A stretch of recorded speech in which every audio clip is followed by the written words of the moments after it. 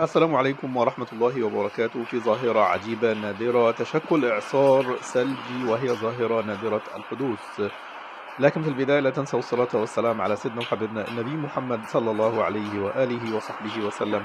ولا تنسوا دعم هذا المقطع بالإعجاب، وإذا أردتم أن يصلكم كل جديد فاشتركوا في القناة.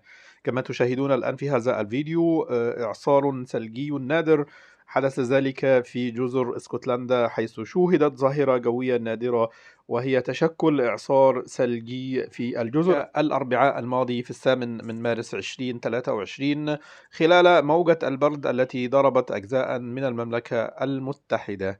لا يسعنا بعد أن نشاهد ما يحدث في ملكوت الله سبحانه وتعالى إلا أن نقول سبحان الله العظيم وبحمده، سبحان الخالق المبدع، سبحانك ربي ما أعظمك. شكرا جزيلا، دمتم في أمان الله.